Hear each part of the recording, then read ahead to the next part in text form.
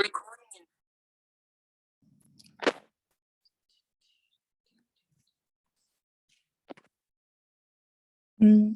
seem to be having some technical glitches today, but we'll start with the Gita Dhyanam and then hopefully it gets resolved by then.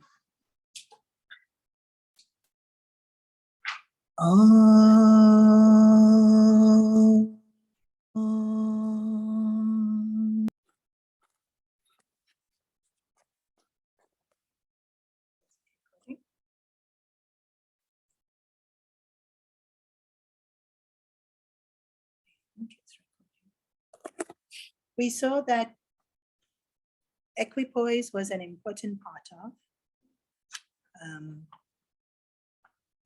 preparing ourselves for the seat of meditation.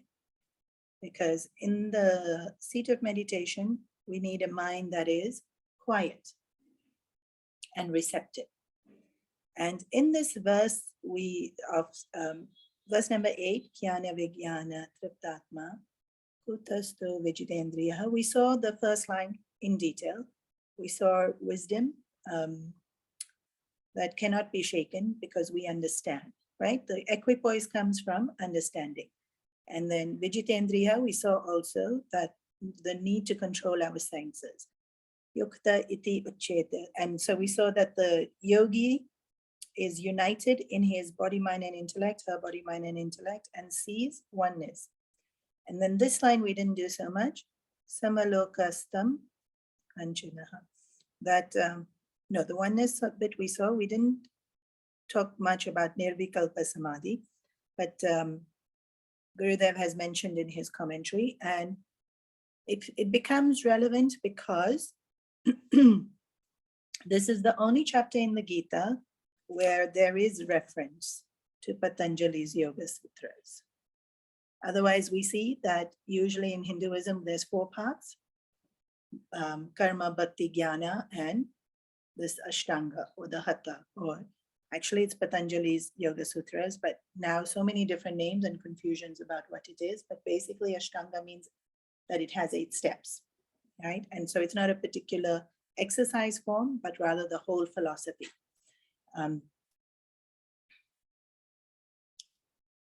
But when you see the Gita, you see karma, bhakti, jnana. You don't see Ashtanga. When you see the Upanishads, you see karma, bhakti, jnana. And the idea is that there are 4 parts, and it caters to the different personality types, but it gets incorporated in. So it's not a standalone. The Eightfold Path of Patanjali's is not a standalone. There has to be bhakti, and there has to be jnana that gets included in it. And that's true for even karma yoga. Karma yoga is not a standalone. When you start doing karma yoga, it leads you to jnana yoga. Even bhakti, I mean, but the knowledge in bhakti is a little bit different to how we're studying it here, right? They don't necessarily sit and go through the logic of things, but you will. You know, to be able to really practice things, you have to understand it. It has to make sense to us. Otherwise, we practice it, but not in its fullness, right? We do it and we don't get the full benefit of it either. So something like, even with a medicine, if they prescribe that you should, even something like drink water, but we shouldn't drink it with our meals. We shouldn't drink it. We have to have that understanding. Such a simple thing, right? Or drink it first thing in the morning is the most effective. I don't think this is going to work. Sorry, I'm just going to try one more time on this computer. It really is easier on the computer.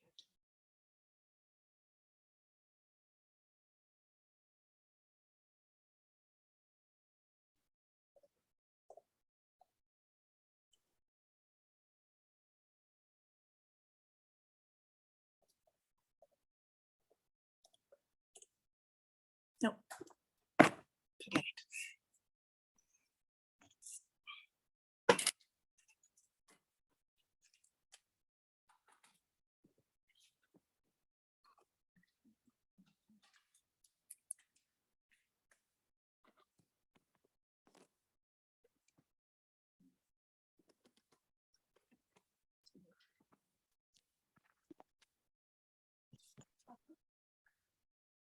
Let me get more books.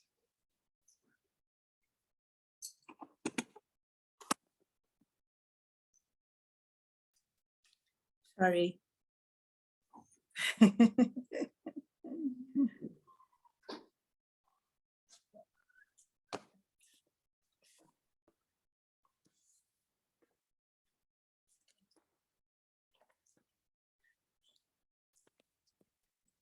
me do it the other way.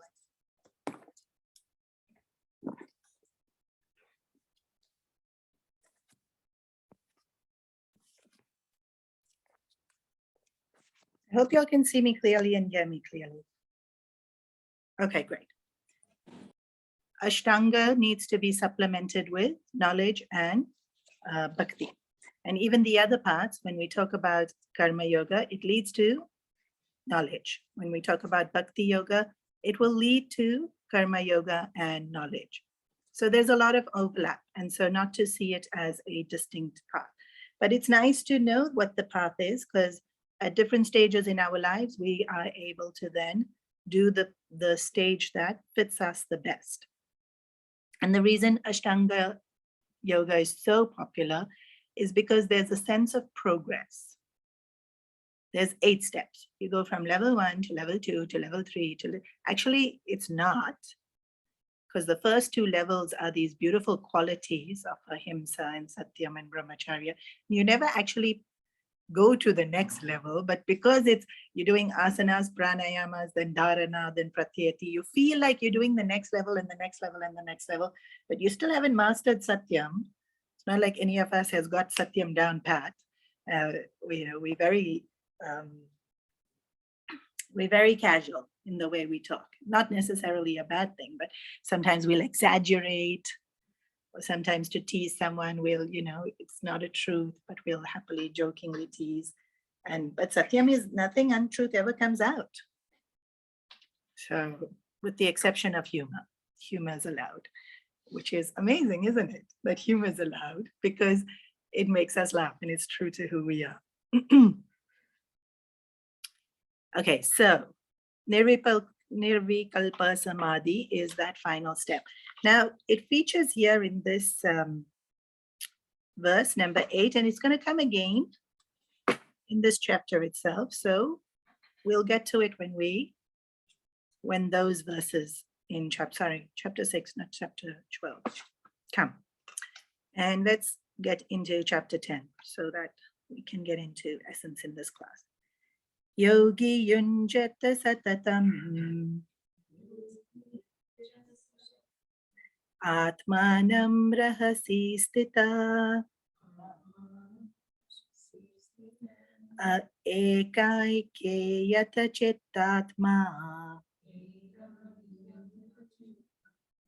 nirashir aparigraha.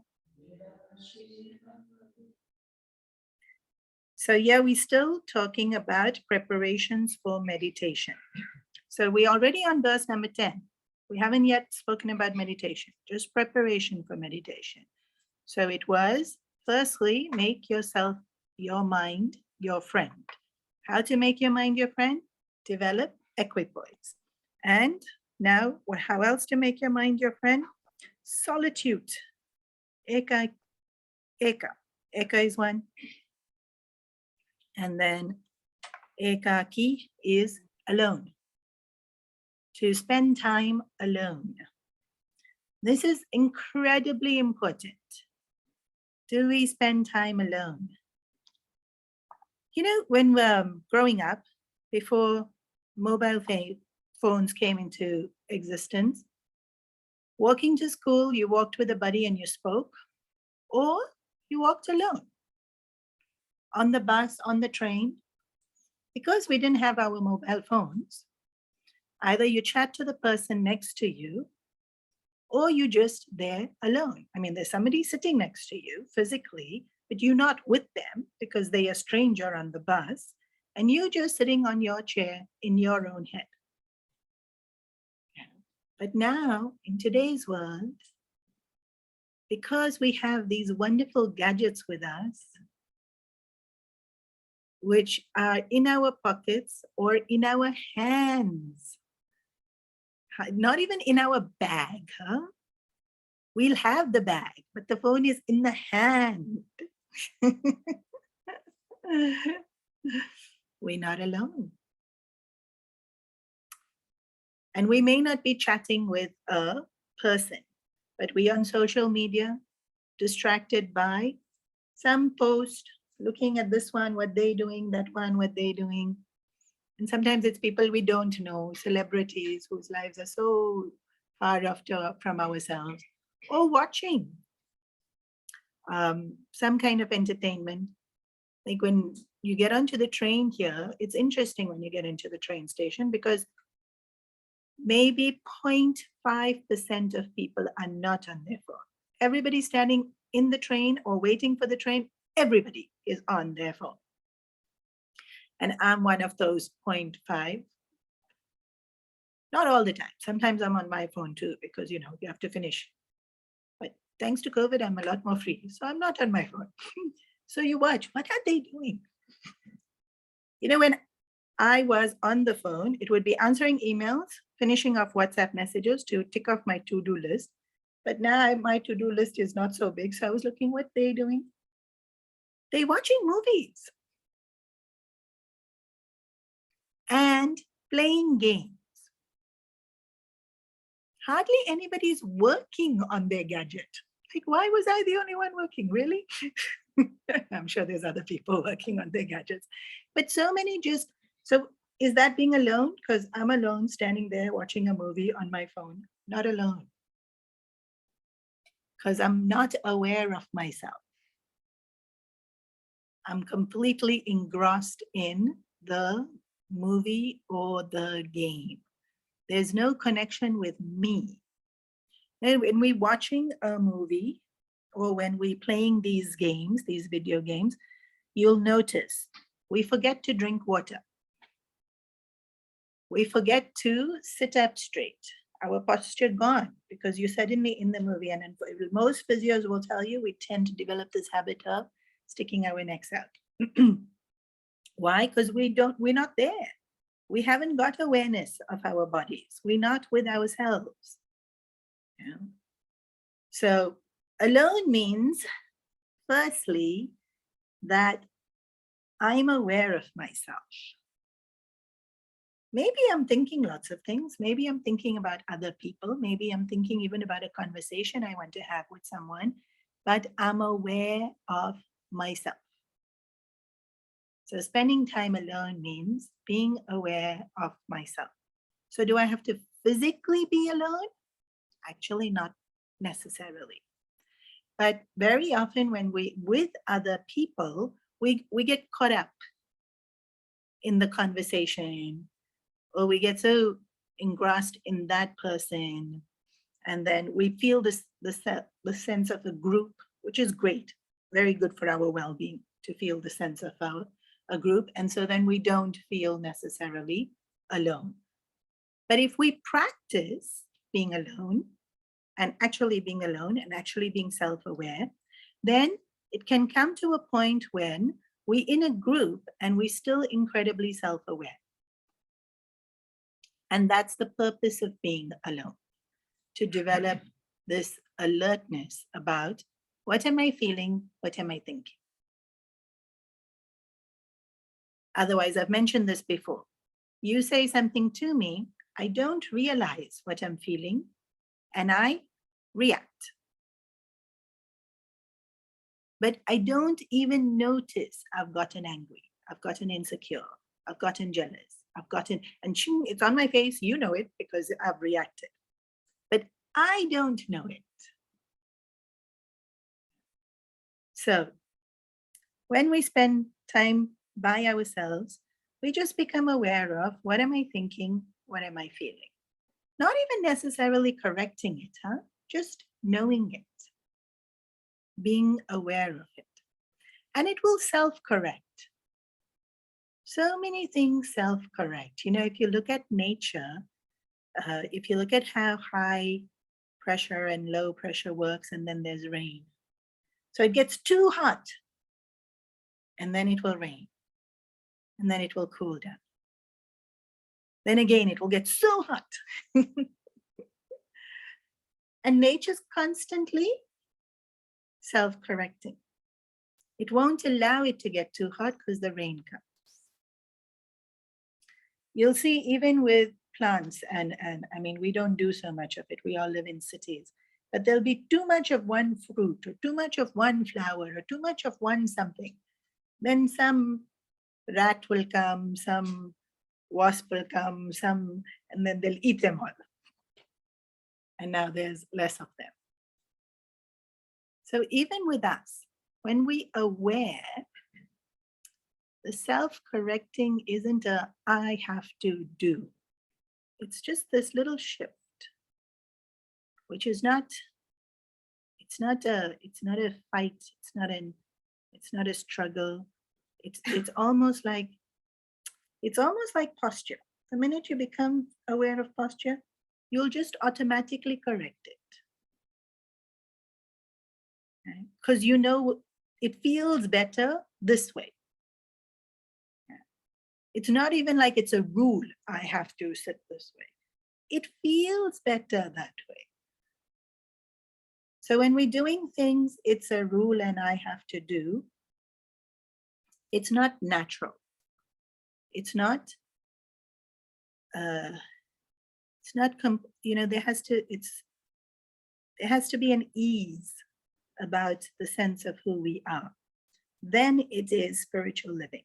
When there's this ease, even the correcting of our thoughts, even the adjusting of our feelings, all of that has to have an ease. So intuitively, we actually know what's best. But because there's so much noise in our head, we forget. So going back to the example of the movie, I know sitting up like this feels better. Then I won't get back pain or whatever, right? Like when we slouch like this, when we're watching all these social medias, you know, the air, everything, the lungs get closer, this gets closer, everything gets cramped, everything gets strained. And then we open up and say, the air comes in, we feel better. Intuitively, I know this. Because what's good for me will actually feel good to do. As long as I'm not thinking about comforts and pleasure. If I'm thinking about comforts and pleasure, then I want a big cushion and I want to lay there. So take away desires for comfort and pleasure. Intuitively, I already know what's good for me, what's best, because it will be natural. It will be my true state. Now, this is true even emotionally. So how will I find my intuitive intelligence to know what I should do? By spending time alone.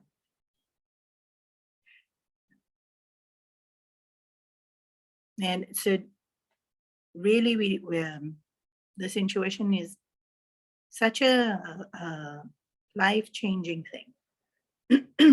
Even you see today when people are talking about food, so many rules about superfoods and this is good and that, just following rules, which are half-baked. None of us have done full courses to understand the depth of it. And even people who have done courses, maybe they, you know, they haven't mastered it completely through. Whereas intuitively, we know if we just calm the mind down and we get to that point where we have that much awareness, you will only reach out to the food that's good for us at that point in time. Even to that level. So, and then we'll just not say certain things, or we'll say things because we know that's right in that moment of time. But if we go by a rule, always say this, always don't say this. It's not that ease, right? Like what I'm trying to say is spirituality is not about following rules. It's about the ease of being our true nature. And our true nature is already sattvic, already dharmic, already loving, already happy, already peaceful. It's all the things that are good for us already. So being alone. Gurudev used to tell a story about Tapanji Maharaj, and it's probably the best story about being alone. So we usually tell it. Gurudev, when he was studying with Swami Taponji Maharaj was a man of very few words. Very, very, very, very few words. If he didn't give a Vedanta class that day, he would have spoken less than 10 sentences in the whole day. If there's Vedanta class, then he talks on Vedanta, usually on the Upanishads also. The rest of the time, he's quiet and literally alone. Like, he was very respected in the Himalayas, and so people would come, bow down. But because he wouldn't talk, they wouldn't linger, right? So he would, even his students, he wouldn't be talking to. He'd walk away and go in, sit on the hilltop or in his kutia on the banks of Gangaji. And one day Gurudev saw that father came with his son, and the son was dressed in whatever the high fashion of those days were. It would have been in the 40s. So in the 40s, high fashion was oil in the hair and wearing Western pants and not a dhoti. Which how we've changed, huh? Today it would be the equivalent of leather jackets and pink hair and spikes on their jewelry. But it's just oil in their hair and wearing pants. Then the father was, begging Taponji Maharaj that, help my son. He's fallen into bad company and he is straying from the path of Dharma. And so Guru Taponji Maharaj started asking him about movie characters of those days. Now, I don't even know who were the movie characters in the 40s, but Gurudev's jaw dropped that Taponji Maharaj was talking about Bollywood.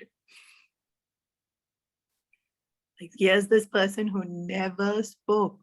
And then when he's speaking to this young boy, he's talking about this actor and this song. And they went. And Gurudev kept thinking about it, like, who was this person? And what happened to my guru? And it was such an unusual incident. So it stood out in Gurudev's memory. So apparently this young man has come back 6 months later, or maybe a year later, I don't remember the details. And he's come in full white dhoti and with the thread, and his tilak on his forehead. Hair is whatever is considered to be traditional and proper in those days. And when he comes in, he stands in front of Taponji Maharaj. He does dandavat pranams, means you literally fall like a stick. Dandavat means stick. So if you make a stick stand and if you let it go, that's how they do pranams. They fall, which is the very common, right? In the Ramayana Bhagavatam, when we're reading, they talk about that you filled with so much devotion that you literally fall at the feet.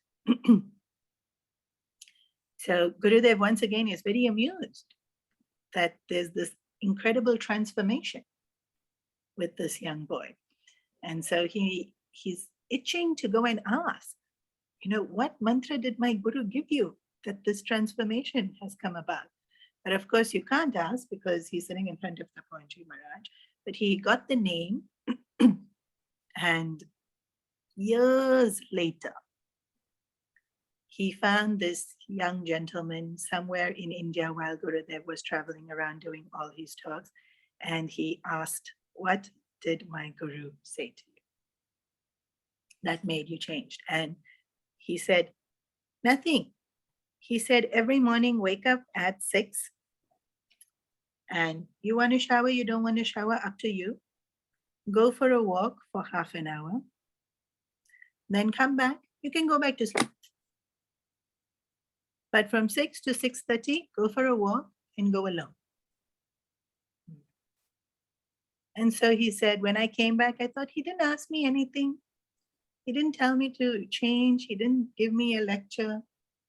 Seems like a great Mahatma. Fine. 6 is not even that early. I'll go. So the first day when I went, you wake up in the morning, the air is fresh. The birds are chirping. You see the dewdrops on the leaves. It was so beautiful. I was enjoying that hour. Next day, same thing you notice. It's so beautiful. After a month, it's the same fresh air, same birds chirping. You stop paying attention to all those things. And then I would start thinking what I'm doing, who I'm with, what I'm saying. The more I did that, the more I thought about, the more I wanted to do things differently. So slowly, all the good habits start coming in. There's another story of Eknath Maharaj. I think it's Eknath Maharaj. His daughter had gotten married, and the son-in-law, after about 8-9 years of them being married, he started visiting brothels and bars. In the villages in India, you know straight away who's doing what. Word spreads very quickly. Daughter was so upset.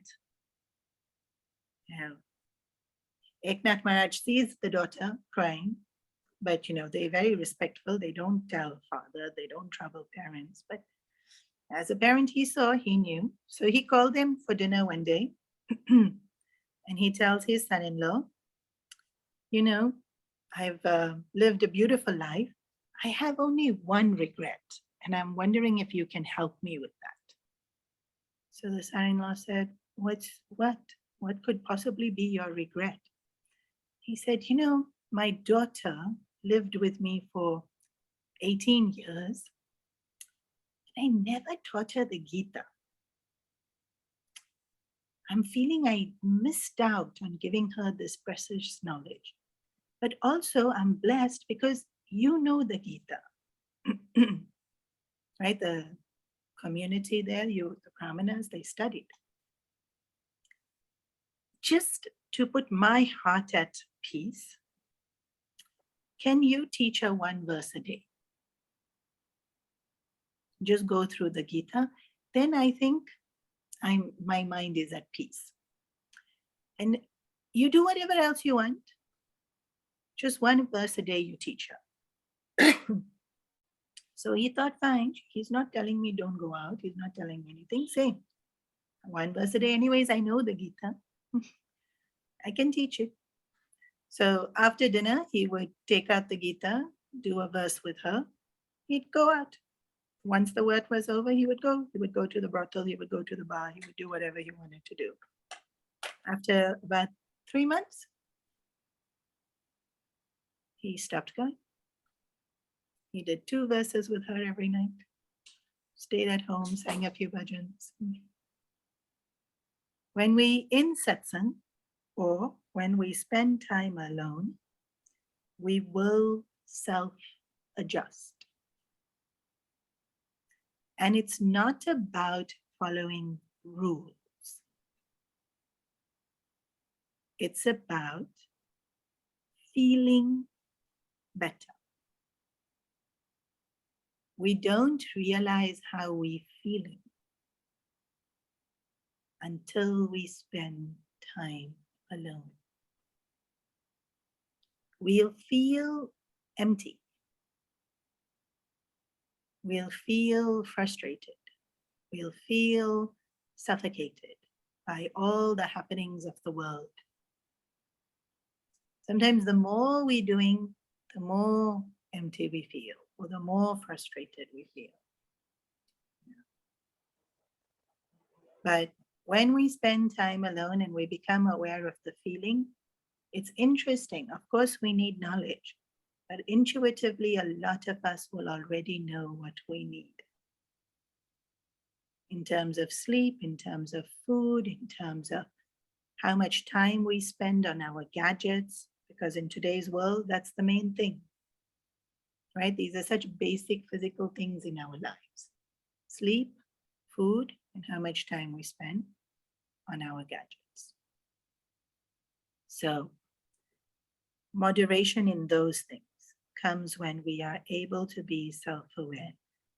And we're able to be self-aware when we spend time alone. And also Gurudev has this beautiful quote, if you don't like your own company, don't impose it on others. When I first heard this quote of Gurudev's, I loved it. I thought it's so intelligent. If you don't like your own company, don't impose it on others. Yeah, the ashram is back open in Hong Kong, so people have been coming, and somebody said to me yesterday, I love that you sit in your classes and you're laughing at your own jokes. Like I said, what to do with COVID? People weren't coming. If nobody else was there to laugh. So I had to laugh at my own jokes. But isn't that a wonderful place to be? That it can, and actually that I was so used to doing classes for people. And then COVID came along and you're doing class to a phone or a gadget and all of you beautiful people, well, very few of you switch on your cameras, most of you leave it off. So I'm basically talking to the walls. Great, it was alone time. Even when I was in class, it was alone time. And this is what happens with alone time. When the mind becomes quiet, there's joy. In fact, we're so busy meeting people, and then the mind's so busy, and then there's no joy. You've met 100 people that day. They might have given you so many compliments also, but you're still very restless, unfulfilled. And the fulfilling isn't about the meeting or the not meeting. It's about the mind being calm, the mind being at peace. Then there will be joy. You'll find entertainment. Yeah. Even though there's nothing there, you find entertainment because mind itself is highly entertaining. Yeah. And then, or because we are so blessed, we pick up scriptures and we read it, and it's filled with so much wisdom and devotion and depth and character. We listen to a bhajan. The bhajan can have so much poetry and so much description and so much bhav. We filled, right? Like just listening to that one bhajan is, and you can feel so fulfilled. We can go to meet 300 different people and come back feeling so.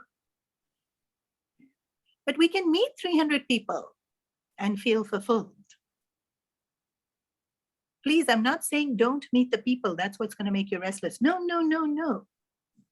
Meeting the people doesn't make us restless. Gurudev met hundreds a day. Hundreds. Gurudev's car would arrive and there'd be at least 100 people to receive him. And he was very good. He would say hello, he would say hi, he'd give someone a pat on their back. He'd ask about this one's child, that one's mother. The difference is self-aware. I'm making the adjustments I need. When I'm not self-aware and I get lost in the 300 people, I'm not making the adjustments that I need. And so I feel restless.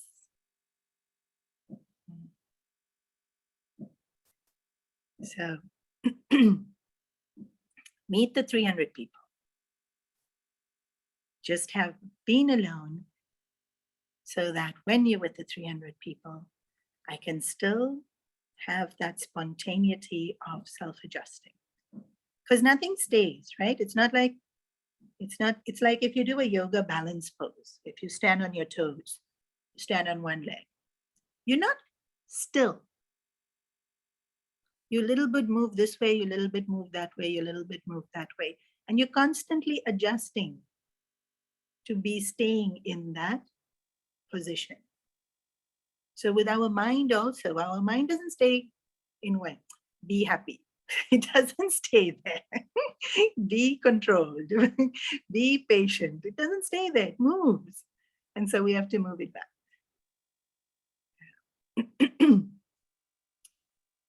Ekanta. Ekaki is written here, but it's usually the word in Upanishads is ekanta, to spend time alone. So I give homework from time to time when I remember to give you all homework. So this week's homework is, depending on where you live in the world, this will be either easy or hard. So depending on where you live in the world, choose the harder option. Yeah? Actually go out for a coffee or a meal all by yourself. Do not switch on your phone. You can take your phone, but do not take it out of your bag. On silent in your bag, do not look at it the entire time you are eating or drinking your coffee. If you're doing your coffee, make sure you sit there actually 20 minutes. Just sit there in the restaurant by yourself. This is hard for a lot of people. For some people, it's so easy. For some people, it's very hard. How can I go to a restaurant by myself? All my friends will think I'm a loser and I don't have friends. Please go. If you are thinking I can never do that, people will think I don't have friends. This homework is for you. Like I said, in some parts of the world, people are having lunch by themselves all the time, but they're on their phone. Or they're reading book, newspaper, something. So this is nothing. You're not reading anything. Yeah? You're not going to talk to the person next to you. You're not going to reach for your phone. Just sit there and enjoy that coffee or that meal. If this is something you do all the time, then I think we can do 5 hours. No gadgets, no music. What's the other one? Not even exercise. Because exercise is a nice distract. Releases endorphins. So you feel great. People are happy to exercise alone because endorphins are being released. So no exercise. No music, because music's also a wonderful distract. And music can change my mood so nicely, easily. And 5 hours. What are you going to do? You figure it out, but not work. Yeah. Work will make you feel like you're being productive and you're not being alone. So do I just sit there? I've done it. I've just sat there. Or maybe walked a little bit, look at things, but not do anything. You decide, outdoors, indoors. I've done it both. I've done it indoors. During COVID, I think I've done way more than 5 hours. Done it outdoors. Outdoors, it's also a little bit easier. You look at sky, you look at clouds, you feel the breeze. So if you're new to this, do outdoors. Indoors, you'll get distracted. You'll want to pick up something. If you're seasoned at this, do indoors. Look at blank wall. In case you fall asleep, watch if you fall asleep. If you fall asleep, that's your mind not allowing you to be alone. Because if we've had enough sleep, why would we fall asleep? You bored your mind. Notice what that's great. Wonderful. That means you've already tried and attempted. Notice you bored. Notice you falling sleepy and know that this is your mind not letting you be alone. 5 hours at a stretch, of course, 5 hours at a stretch. 1 hour for you guys is easy. 3 hours is okay. You see, no, how much you can do. Your goal is 5 hours. Your homework goal is 5 hours. But you say you're doing nothing. You're doing that. Well, you're thinking. You're aware. Thinking and being aware is doing something. But sitting like this. You can walk. I'm not saying you can't walk, but not exercise, not workout walking, leisurely walking, or leisurely cycling. You fall asleep? Don't do it after eating. Actually, Geeta will tell you now, don't do it. Okay, do it before lunch, between breakfast and lunch. Once in this week, do it for 5 hours. Continuously 5 hours. It's not a challenge if you just do. 1 hour is easy. You guys have done enough satsang that 1 hour is easy. See, I knew 3 hours was okay. 5 hours. Okay. Ekanta. What's the time?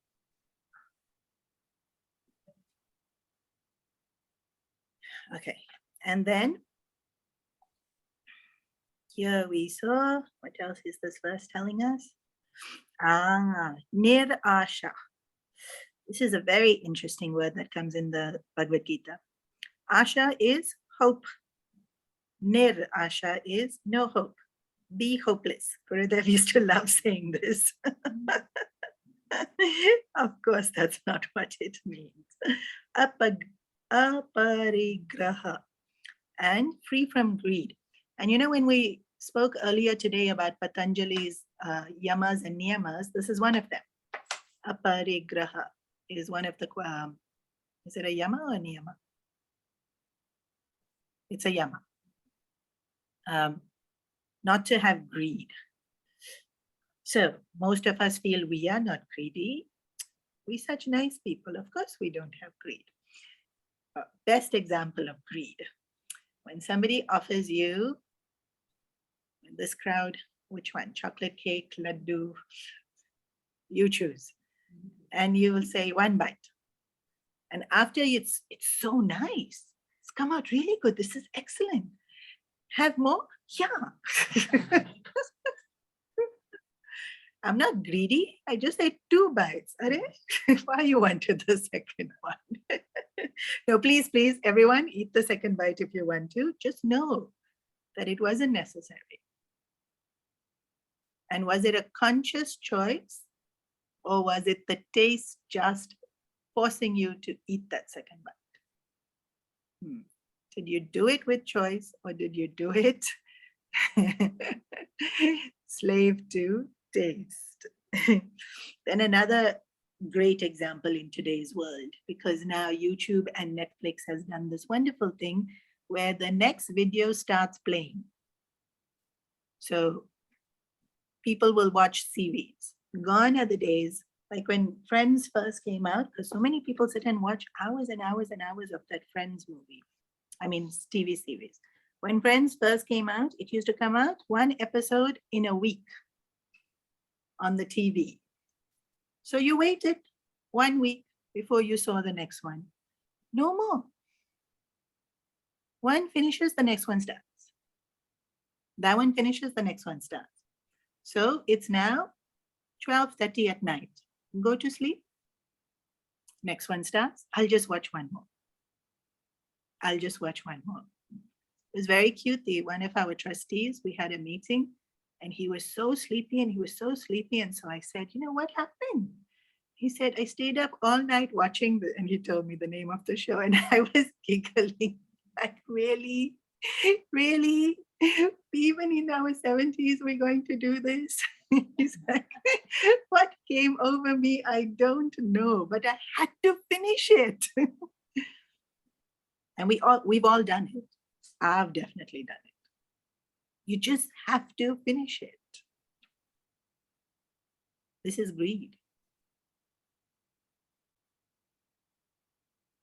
Why am I watching the show? for entertainment. Is it really entertainment if I can't switch it off? Am I really enjoying the show if I can't switch it off? Please note, I'm not. I'm not enjoying it if I cannot switch it off. It's enjoying me. It has control over me. This is no longer me being happy. This is me being a slave. And we cannot be happy when we're being a slave. Which slave is happy? But we don't enjoy. Yeah, that's what I'm trying to tell you. You're not enjoying it because you're not a slave. We cannot be happy being a slave. Next morning when you're tired or your eyes are sore, or we regret it, right? Why did I do that? Then how are you saying we're happy? At the time you're happy, nay. At the time you're bound. How can you be happy if you are bound? We're not self-aware. We're not self-aware to know I'm not enjoying this, it's enjoying me. And therefore we think we're enjoying it and we continue being bound and we continue being greedy. Because really, do we need to watch 12 shows in one day? Like, hello. It's like eating 12 laddus in one go. Do we really need to do that? If you're self-aware, you won't eat more than 3. You just won't, because the taste goes away. You actually don't enjoy the taste after that. Then if we pay for it every day, it's like, You decide.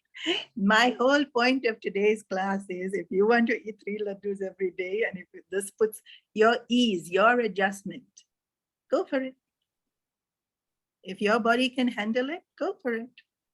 If your body says nahi, ek kafi hai, aadha bhi chalega, then you adjust. I'm not saying don't, because spirituality is not about rules. It's about self-adjusting out of self-awareness. And when we get to this maturity, we are ready for meditation. Otherwise, even in the seat of meditation, what are we doing? Rules. We're not being ourselves. We're following rules, right? Be your friend is becoming ourselves, becoming comfortable with ourselves, doing all the things that are right for us. Ekanta is to be self-aware so that we can make these micro adjustments. Literally, they're micro adjustments. And so anyone who has sat for the meditation, you'll notice even after sitting for like half an hour, there'll be the small movement you make in your neck to just lift it up a bit. There'll be the slightest movement of relaxing the shoulders. And that's after half an hour. It's like I didn't even, for half an hour, I wasn't aware of that slight tension. And then it just falls. And you think, huh. Or the jaw, right? Very often it will be the jaw suddenly relaxes. And you think, how was I holding it tense? Why was I holding it tense? But I had to be in meditation for that long to become that aware to be able to make that micro adjustment. It's not a huge adjustment. It's a very small adjustment, but it feels so much better. And it feels, most importantly, it feels right. That muscle was meant to relax. Or that movement was meant to happen in terms of being straighter. Now, imagine these micro adjustments happening at the level of emotions and at the level of judgment. I'm talking to you and I have to think about what I have to say. And I make a slight micro adjustment in my tone. not even in my words, just in my tone. And it can make a huge difference to our relationship. Self-awareness is crucial. So, greed. We spoke about greed. Greed is this wanting more, wanting more, wanting more, wanting more, wanting more. Sometimes it's also wanting new, which new topic, which new text, which new restaurant, new diet, new some item of clothing, accessory, new movie, new. When that fifth wave happened just recently, our worst ever, somebody said to me, do you know what's the worst thing about this fifth wave of COVID? And I thought, here we go. There's going to be complained about politician, about the lockdown, about this. And she said, there's nothing good on Netflix anymore. Seen everything now. Is that right? We want more or we want new. Greed. Okay, hope. Hope here doesn't mean hope the way we understand hope. The way in English we translate the word hope, we hold on to. Always hold on to hope. Hope here means desire. Wanting change that may or may not be good for us. Nirasha here is to be free from desires. Hope that things will get better is a beautiful thing. But also we have to be realistic in our expectations. So when we want something to happen,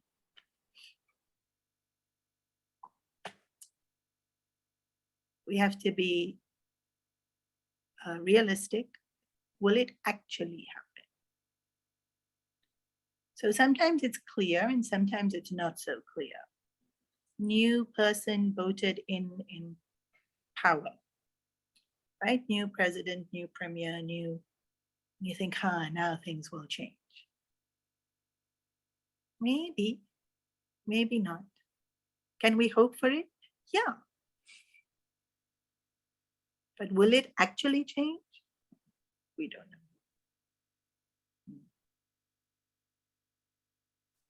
Maybe medically something happening.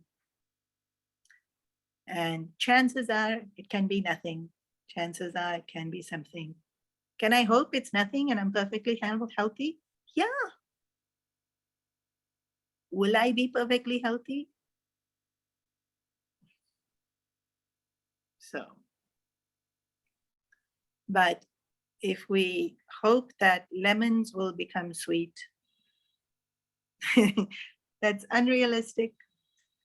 Do we hope that tomorrow when I wake up, I'll be younger? Unrealistic. Somebody who has been Karus for the last 50 years, will they suddenly not be Karus? Unrealistic. Yeah. If they've been Karus for the last 2-3 months, maybe the phase will finish. But if they've been that way their whole lives, that's unrealistic expectations. Nirasha means this: give up unrealistic expectations. It's not saying give up hope. Where there is a possibility of things working out amazing, we hold on to yes. And we work towards it working out for the best. But when it's an unrealistic expectation, then yeah. Okay, so we're going to pause here for today. I know I didn't do too much in terms of verses. It's okay. No hurry. Where are we going? Any questions? I hope this class recorded. I don't know if it recorded.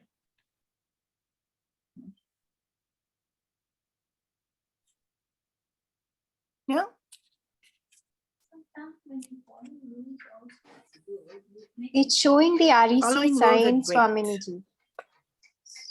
It's our beginning stages of our journey. But when you're talking about seat of meditation, any beginning, we have to follow the rules. And then once we've understood the rules, it's not that I'm following the rules. It makes sense, so I'm doing it. Feels right, so I'm doing it.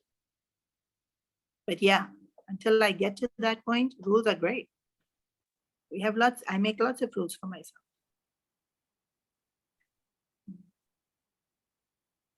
But not to be rigid in it. To know why we're doing it and stick to the essence of it. The spirit of the law, not the letter of the law. That kind of thing. Yeah. No, I'm not against rules. I'm just trying to say that we need to have the maturity to operate without them. Eventually. Maybe I'm not there yet, but let me know that's my goal.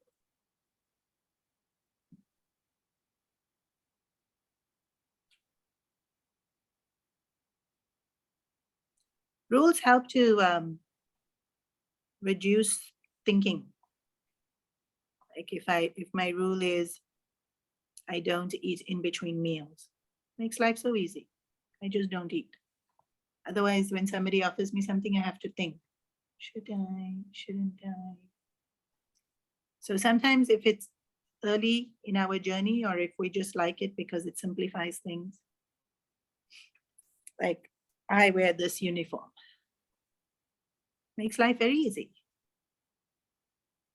Don't have to think what to wear. Does this match with that? Just, it simplifies.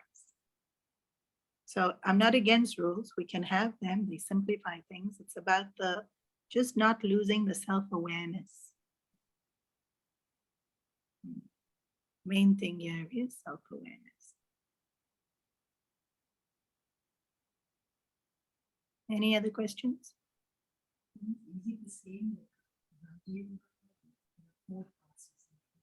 The 4 parts, Raja Yoga. And yeah, Raja Yoga and this is today we talk about. I don't know what you mean by Raja Yoga. There are 4 parts. Yes, there are 4 parts, but none of them are called Raja Yoga. So I don't know which one you're referring to by as Raja. Ashtanga Yoga is called Raja Yoga, okay.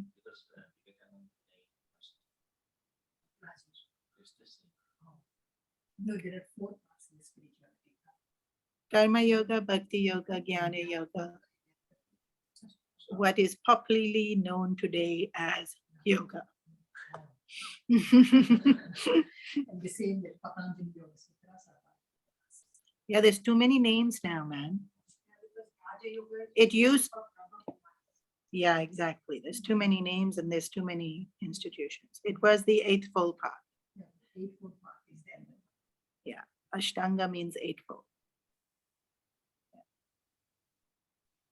Okay.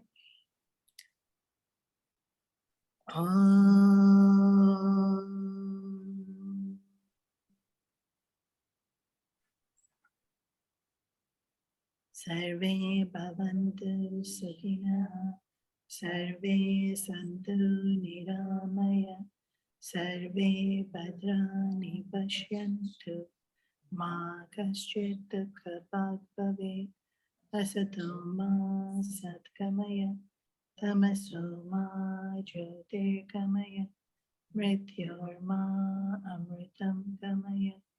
Om Purnamada Purnamidam Purnat Purnamudachyate Purnasya Purnamadaya Purnameva Vishishyate.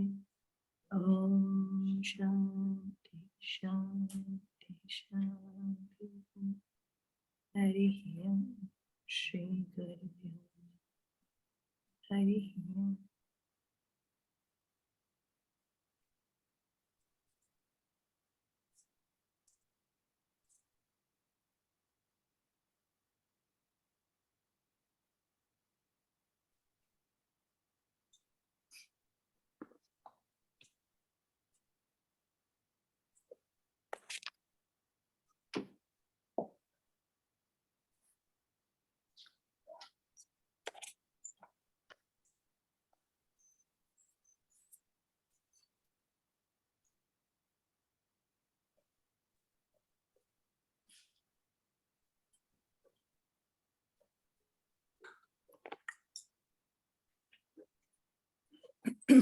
Carry on.